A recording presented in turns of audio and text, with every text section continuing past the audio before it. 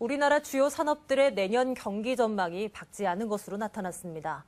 미국은 여전히 양적 완화 축소 등 재정 여건이 불확실하고 중국도 예전과 같은 성장세를 보이질 않아 국내 수출 산업에 영향을 줄 것으로 보입니다. 염현석 기자가 보도합니다.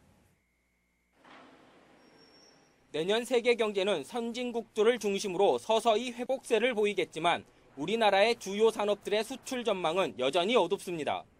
주력 수출 산업 중 자동차와 석유화학을 제외한 전자, 조선, 건설 등은 올해보다 상황이 좋지 않을 거란 전망이 우세합니다.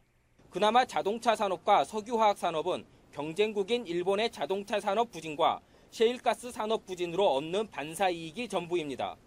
이런 상황에서 미국과 중국의 불확실성은 좀처럼 해소되지 않을 것으로 전망되고 있습니다.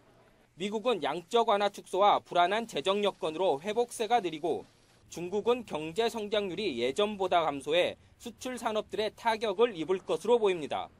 특히 중국은 우리나라 수출의 4분의 1 이상을 차지하는데 그동안 중국의 성장률이 줄어들면 우리나라 수출도 감소했습니다.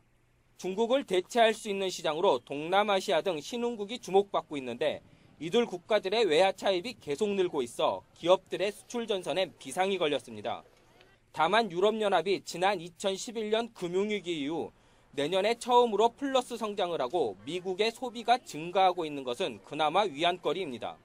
우리나라가 거시 경제가 튼튼하고 경제 펀더멘탈도 좋고요. 또 한편으로 단기 외채 비중이 낮아졌고 특히 경상수지가 개선되고 단기 외채가 적다 보니까 해외 차입 수요가 많이 줄었습니다. 국내 기업 환경은 규제 강화와 세무조사, 검찰 수사 등으로 극도로 위축된 가운데 내년 경기마저 불투명할 것으로 전망되면서 재개의 우려가 커지고 있습니다. 머니투데이 방송 염현석입니다.